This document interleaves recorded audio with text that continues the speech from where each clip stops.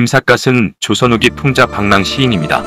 그는 팔도 유람을 하면서 도처에서 독특한 풍자와 해악 등으로 회폐하여 가는 세상을 개탄하였습니다. 그의 수많은 한문시가 구전되고 있는데 이런 추한 여자를 욕하는 방법으로 한 시 한 수를 지은 바 세월을 미리 내다본 거 아닌지 하는 생각이 들기도 하는 것은 우연일까? 필연일까? 김삿갓이 지은 시 추미애를 그리며 지운 한시는 언제나 이가의 웃음을 자아내고 있습니다.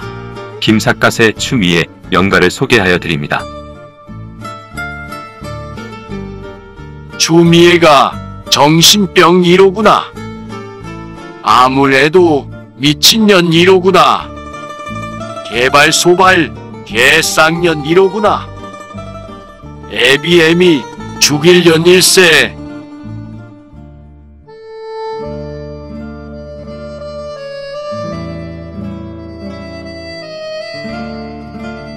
가을날 곱고 슬픈 노래가 새벽에 고요히 퍼지니 아름다운 안개가 홀연히 와서 가까이 들이운다. 기세 좋은 것이나 소박한 것이나 둘 다 그러하여 사랑은 슬프고 애잔하며 아름다움이 하나인 듯하네.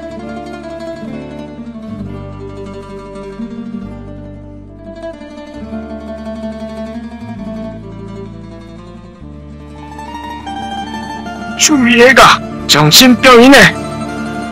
아무래도 미친년일세. 개발소발 개쌍년이로구나. 애비애미 죽일년일세. 가을날 곱고 슬픈 노래가 새퍼지니 아름다운 안개가 올연히 와 가까이 들이온다. 기세 좋은 것이나 소박한 것이나 둘 다 그러하여 사랑은 슬프고 애잔하며 아름다움이 하나인 듯하네. 추미애가 정신병 1호구나. 아무래도 미친년 1호구나. 개발소발 개쌍년 1호구나. 애비애미 죽일년 1세.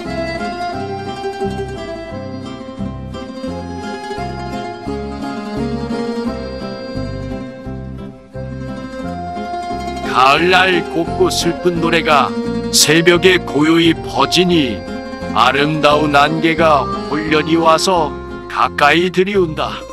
기세 좋은 것이나 소박한 것이나 둘 다 그러하여 사랑은 슬프고 애잔하며 아름다움이 하나인 듯하네.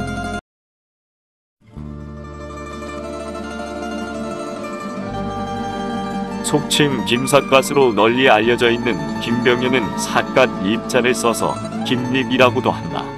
그의 본관은 안동이고 그의 조부 김익순이 홍경래의 난때 선천 부사로 있다가 반란군 세력에 투항한 것을 두고 비난하는 시로 장원한 것을 수치로 여겨 일생을 삿갓으로 얼굴을 가리고 단장을 벗을 삼아 각지로 방랑을 했다. 도처에서 독특한 풍자와 해악 등으로 회폐하여 가는 세상을 개탄했다. 그의 수많은 한문시가 구전되고 있다. 1811년 홍경래의 난이 일어났을 당시 그의 조부이자 선천부사였던 김익수는 반란군 수괴 홍경래에게 항복하였다. 김익수는 함흥 중군으로 전관되어 온 지 불과 서너 달이 지난 상태였다. 신임지에 와서 어수선한 일을 정돈한 후 시골에 저명한 선비들을 모아 수일간 잔치를 열었는데 새벽에 반란군이 쳐들어와 술에 취해 있는 방어사 김익순을 결박하고 항복을 받아낸 것이다. 김익순은 그로 인해 조정으로부터 참수를 당하였으나 그 가족은 살려주기로 하였고 김삿갓은 목숨을 건지게 되었다. 그 후 가문에서 종노릇을 하던 사람의 고향인 황해도 곡선으로 가족이 피신하였으나 아버지는 도중에 사망하였고 어머니만이 살아남아 사형제를 키워내었다. 그중 차남인 병현은 어렸을 때부터 문장 솜씨가 뛰어나다는 정평을 받아 신동으로 평가되기도 했다. 그 뒤에 강원도 영월에서 열린 백일장에서 20세의 나이로 급제를 받게 되었는데 공교롭게도 과거에 응시했을 때 자신의 조부인 김익순의 역적 행위를 비판하는 내용을 쓰라는 시제에 김익순을 날카롭게 비판하는 글을 써 급제한 것이었다. 뒤에 어머니로부터 김익순이 자신의 조부라는 사실을 알게 되고 충격을 받아 삿갓을 쓰고 전국 유랑을 떠나게 되었고, 이때부터 이름도 병년이라는 본명 대신 삿갓이라는 이름으로 바꾸었다. 유랑 도중 집에 잠시 들렀다가 그 후로는 돌아오지 않았다는 일설이 있다. 당시 20세가 되었을 때까지 김병현은 할아버지 김익순의 존재를 전혀 알지 못하였는데, 이것은 어머니가 그들의 할아버지가 적장 앞에 무릎 꿇은 대가로 역적으로 몰린 사실을 아들들이 알지 못하도록 숨겨왔던 것이었다. 또한 아들들마저 역적의 손자로 낙인되면 조정과 세상으로부터 불신과 비난 등은 물론 목숨도 위태로워진다는 사실을 알고 있기에 일부러 할아버지의 존재를 숨겨왔던 것이었다.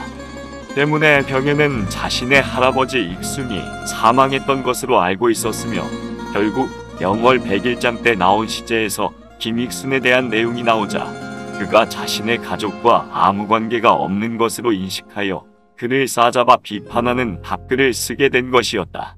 하지만 나중에 가서야 어머니의 해명으로 자신의 할아버지를 욕되게 했다는 사실을 알게 되었으며, 이로 인한 자괴감에 빠져 허심탄회 하다가 이것을 계기로 그를 방랑길로 가게 하고 삿갓을 쓰게 한 시초가 되었다.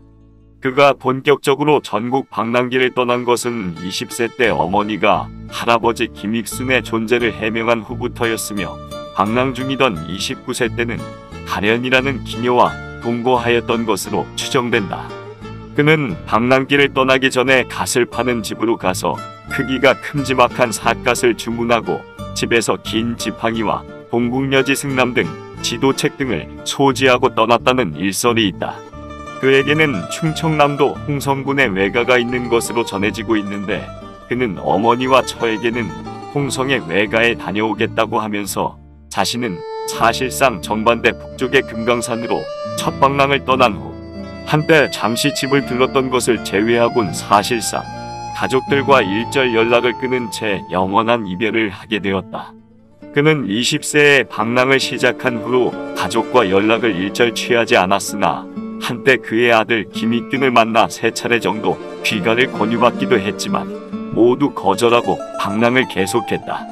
그 후 사실상 마지막 방문지인 전라남도 화순에 들렀던 중 1863년 안참봉의 사랑방에서 죽었는데, 아들 익균이 부고를 듣고 화순으로 달려가 아버지의 시신을 강원도 영월로 운구하여 그곳에서 안장되었다. 주미애가 정신병 1호구나. 아무래도 미친년 1호구나. 개발소발 개쌍년 1호구나. 애비애미 죽일년 1세.